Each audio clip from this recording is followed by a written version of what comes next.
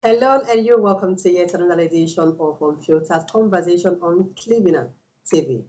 My name is Frank Halide Mundi, and I like to remind you to keep signing up with us on www.cleveland.com. Cleveland exists with the main vision to connect you with the entire universe. All right, we are still on FESTAC Arusha 2023, and my guest is Mr. Salami Olomide Mohammed. Mr. Mohammed is the former private secretary to the Commissioner for Culture and Tourism in Osun State and also an ambassador in Inspire Africa Connect Group, FESTAC Africa. You're welcome to the program, Mr. Mohammed. Thank you very much, ma'am. Thank you very much for having me. I hope. Yeah, your name is Olamide with a Y. I hope I got that pronunciation right. That's right. okay. It's Olamide. It's just a Y that's different. Yeah. All right. All right. We'll start with it. Please tell us more about yourself. I know I've said one or two things, but let's get to know you in full.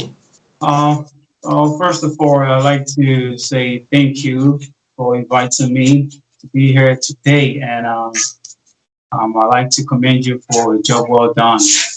I'm Olamide Mohammed Salami. I'm popularly known as Ojuinu, and if you're interested to know the meaning of Ojuinu, it's known as the inner eye. The inner eye. That's the third eye. That's what it means.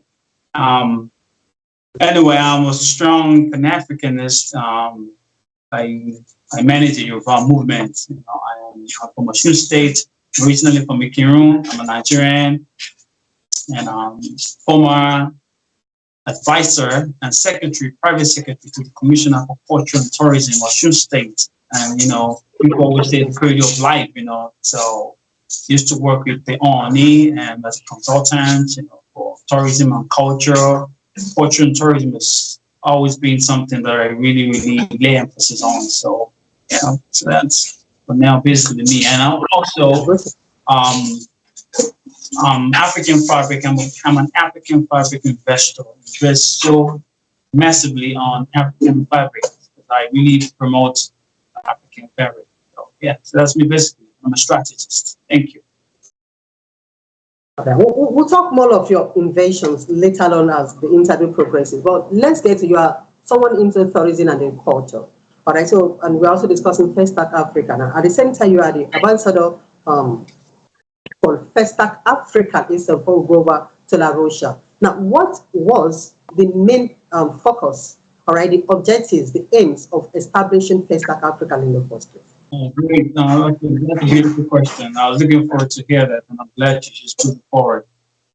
First of all, we all know that FESTAC is a festival for arts and culture, especially from the African side.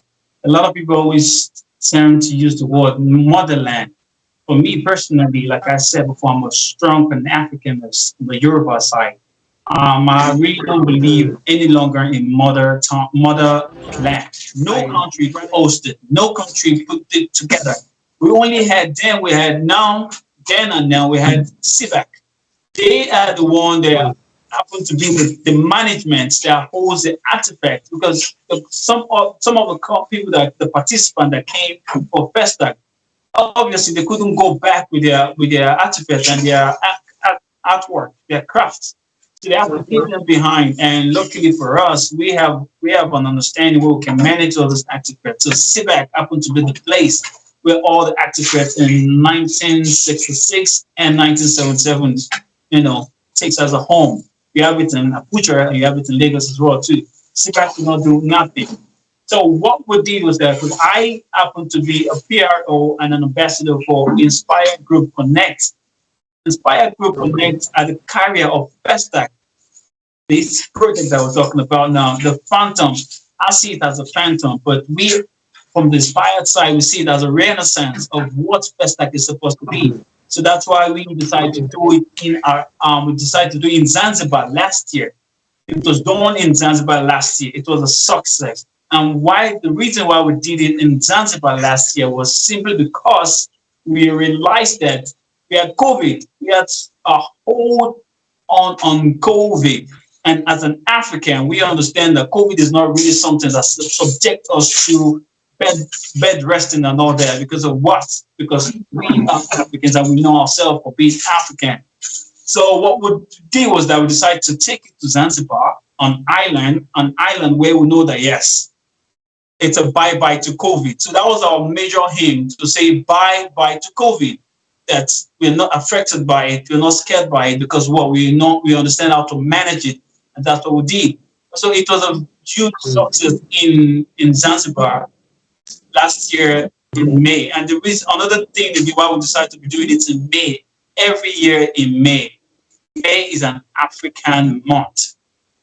The African Union on the 25th always mark their anniversary. So you can see that everything that we're doing from for FESTAC has to do with projection, has to do with standard, what it's supposed to be, how a festival is supposed to be.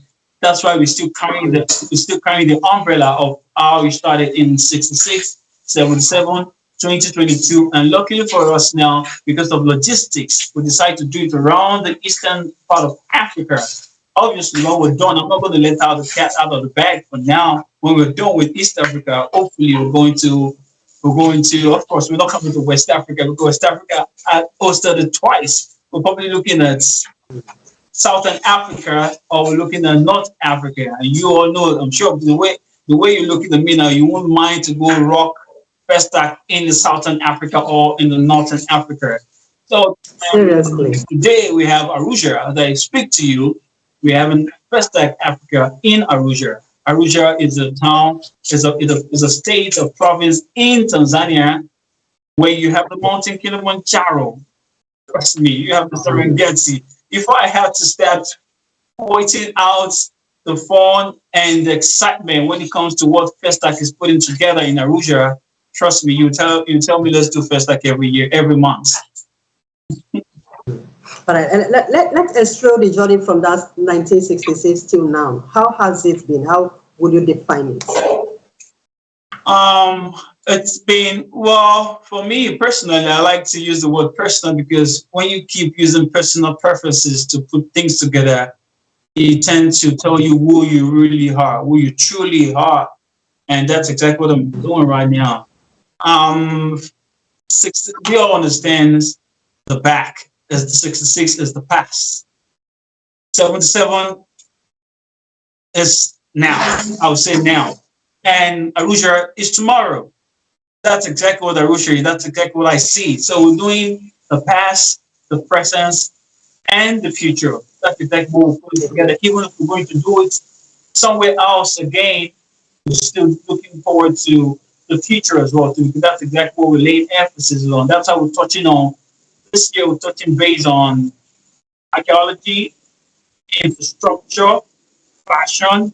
We're taking fashion to another avenue way back, and even see fashion these days is becoming something of nudity and all that. We're Africans, we don't believe in nudity. We cover up. We need to respect ourselves for the standard that we are. So that's the fashion side I'm speaking about. That's why I'm paying more emphasis into African fabric. I'm talking about African fabric. I'm a Nigerian, I'm Yoruba. We have almost 28 or more single, beautiful, amazing fabric from Yoruba. And I don't want to start talking about the northern side and the eastern side of Nigeria. It's humongous. It's titanic. It's unbelievable. We don't know what we have as Africa until we lose it. And I feel we're going to lose it. I'm too young to understand that we're going to lose something. But trust me, I'm telling you, at my age, I don't wear jeans. I don't wear jeans. I don't even have one single pair of jeans in the house. And I used to be a runway model. And if you know what I mean by that, fashion is something I love so much. A model not having jeans. Maybe I'll probably have the record of a model, an ex-model that doesn't wear jeans. Maybe Guinness Book of Records can give me that one. Okay? I know they wear jeans, but that's it. Bringing in the life of Julius, you can imagine the son, not the cousin, not the son of Marcos Garvey. Sir Julius Garvey is going to open Arusha, West Africa 2023. He's doing the opening. And we have the life of P. Lumumba, Professor Lumumba. He's coming on board as well too. Is going to have a section whereby we let people understand that this is the creative, this is where it started from, this is where it's going to end.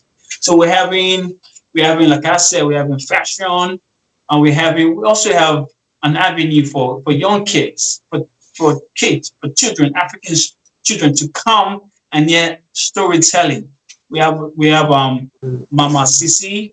She's an African American, but she's based in Tanzania and Arusha as I speak to you. And she has this love for music, for traditional African music. I'm sure she learned to be Swahili, so she sings in English and a bit of Swahili. She makes the kids, the children, she makes them understand love and peace through a song and all that, through a storytelling. And we also have FESTAC Wood, like what's Africa without our story, which is what Screenbox, Playtime.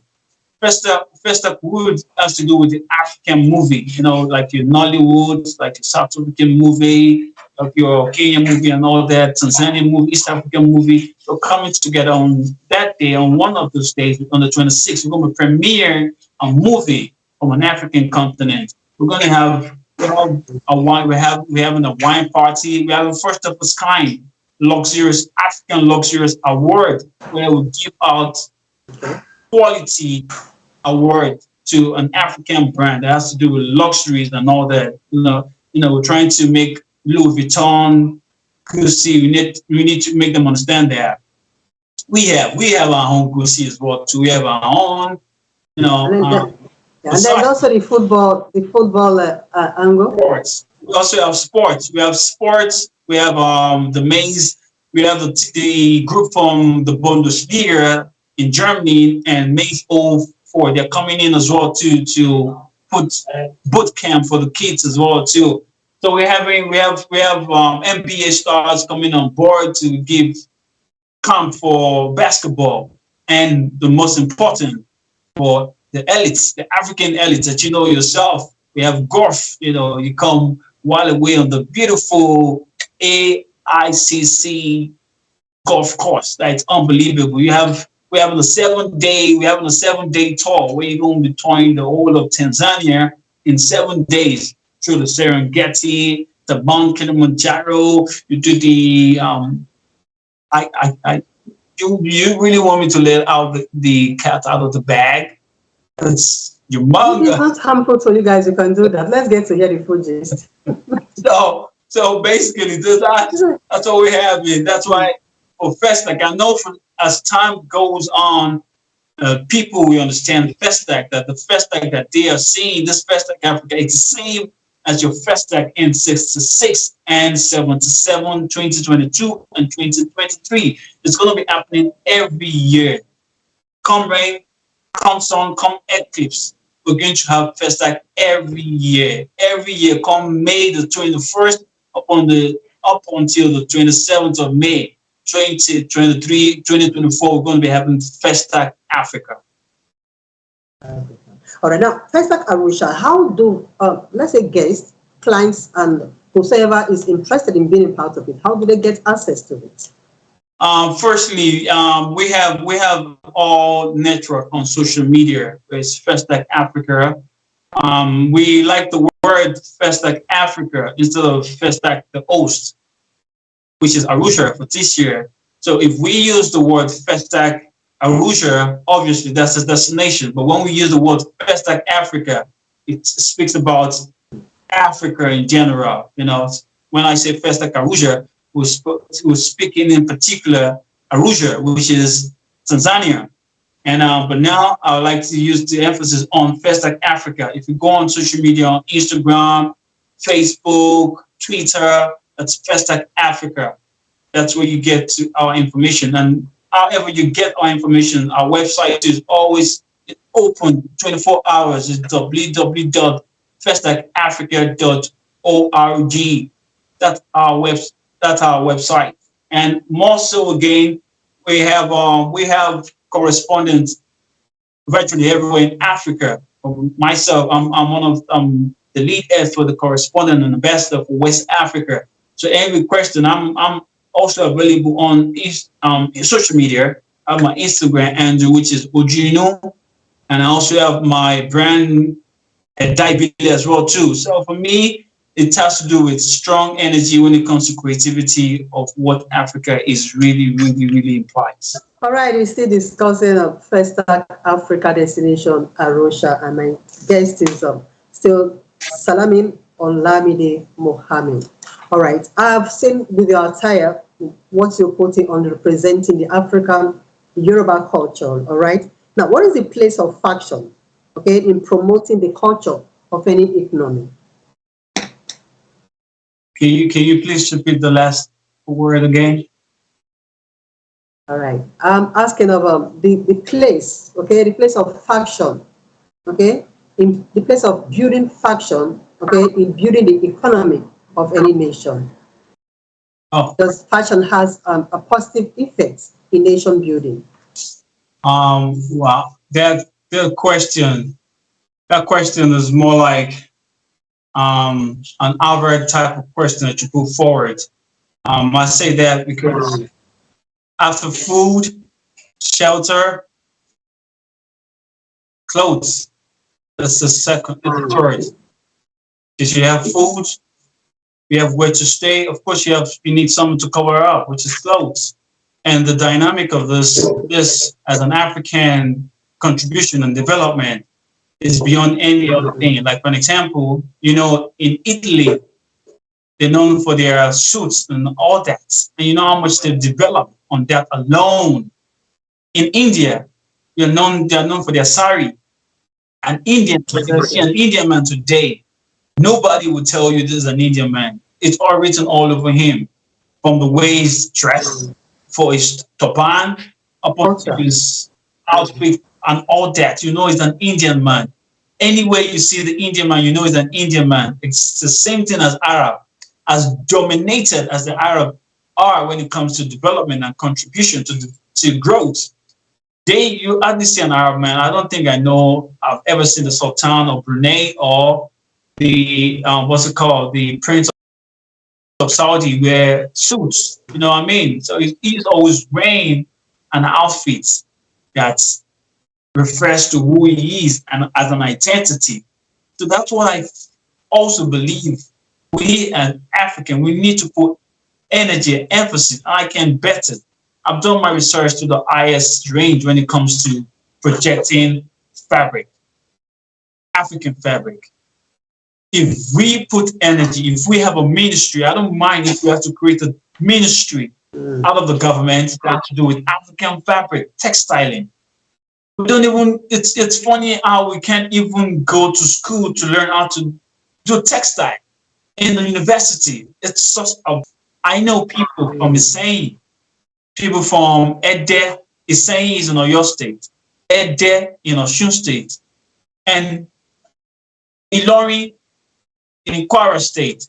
It goes all the way to Ondo. It goes all the way to Plateau. If you leave Plateau, you're going to Ghana for their kente. That's Ashanti. Yeah. If you leave that region, you're going to Uganda. Even right in Nigeria, you have Benue State. Exactly. Makurdi. So you can imagine that. So that development, you can tell me if I tell you how much the Ghanaians make out of kente, you'll probably be scared. But there's no synergy or system that unearths this development. I'm working towards that in Nigeria. This is my 8-9 years in it. And that's why I would rather not use the word Asha Oke. I rather use the word Asha Ofi, because they're two different things. When you said Asha Oke, meaning that it's a clothes, the meaning in English means that clothes in the upper town. But then I said no, upper town can be anywhere. Upper town can be any place. But when you say Ofi, there's a cut. The loom that you use in weaving that cloth, that's Ofi. So Asha Ofi. You see that it makes more sense when you say Asha Ofi rather than saying Asha Oke, because it's not done in one place. It's development within the Southwest, the South, and the east part of Nigeria, where you have your aqua, oche. You understand the value of that? You have the Fulani saris and all that. This thing is amazing. If I want to really do, if I really personally want to do something that subject to my life, you can see that I speak about this in passion. I speak with it in passion because we don't know what we have. You can even use the same material to patent for houses. When you build houses, instead of putting paints, you put an ashoke, because this is it. A lot of people don't understand that ashoke will last 4,000 or more years, but jeans, after 1,000 years, jeans is gone. It's like the white people when they came into Africa. They told us that we were wearing leaves. We never wore leaf. When they came, they met the kings. The kings were not. There's no king in Africa that was wearing leaf. He was wearing Ofi, and I know that for sure. So I can bet. I'm an historian too. So good thing is that the avenue of passion that I have to study with it so I can speak for it, be sure about it, Right. and have a thumbs up for it. So yeah, yeah. Let me come in there, please. You said the our forefathers never wore leaves; they wore ofi. Yes. What is your definition of the ofi? Because if they could regard it as leaf, how come you are saying it's ofi? What is the difference or the relationship between leaves and then the ofi? Well, for me, I'm being major here because Ofi is the only cloth. I'm sure the Eastern part they have their name, like the Benue, they have their own name as well too. With they have a botanical name where they call it. I'm only referring it because I'm from the southwest of Nigeria. I'm Yoruba, and I know Okay. Ofi, and I have a meaning to it. So if they have their own meaning too, or their own name in where they come from, it's the same thing. It's a line. So what I mean is that we can tell this is all lies. You can't tell me when you came into Africa, we had leaves covering our body, but you were busy negotiating with the kings. The kings will never wear leaves and negotiate with you. Seriously.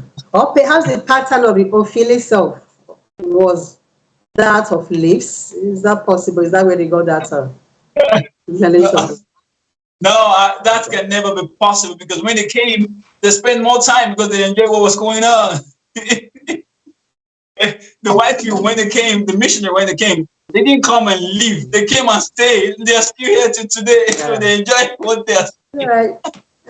Let's leave that for for others to answer. But let's look at the place of creativity and colors. All right, in fashion, how important are creativities and colors in fashion? Or you can say that again, please. How important, okay, is creativity and in colors, use of colors include in fashion? Oh, well, I like that. I like that word. If you understand the racial side of life, if you sign in the document today for citizenship, they'll ask you if you're white or black, right? Understand automatically there's a color fraction somewhere. So for me, that's this same material, this same product, this same African fabric, they are the only one you can get. There's no type of color you cannot get. There's another one again, you all know that too, is Adire. Adire, Okay. as the way Adire is like that. What the main word for it is Adi, Aware, meaning that we put it together, we tie it together, and we put it in what's it called? In a color for it to get to any type of color that you want. And there are three type of OPS, three types. There are three major types. You have the Sonyon, Etu, and Alari. The Etu only comes in blue. The Sonyon comes majorly in brown and faded whites.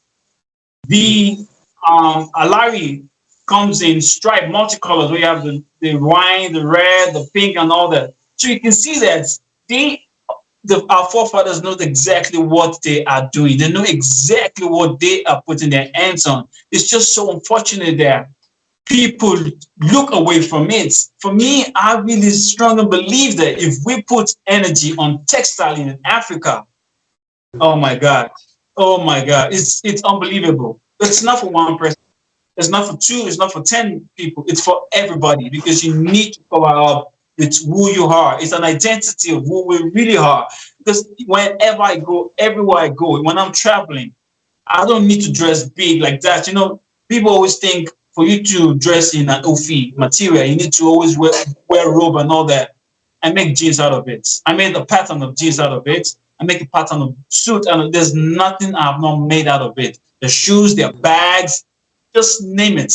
That alone shows that we really don't know exactly what we have until we're going to lose it. Because the white people are coming in. If you go into Ifa and Isheshe, which is the religion from this part, the white people are bringing it back. When I used to work in Oshu State as an advisor, I used to bring in 60,000 Ifa initiates from the US, Mexico, Peru, Brazil. You can imagine that. What are they coming to do? I met somebody, Mrs.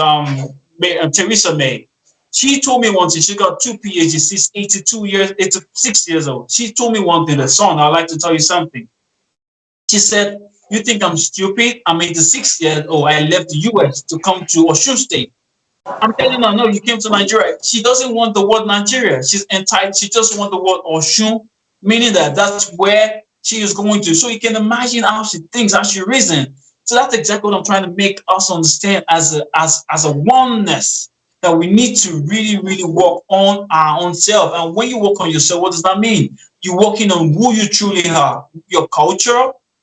Because when you develop your culture, tourism becomes a bedrock. That's the reason why tourism is not really working to an extent in Nigeria, because the cultural side of life from this part of the world is being saturated.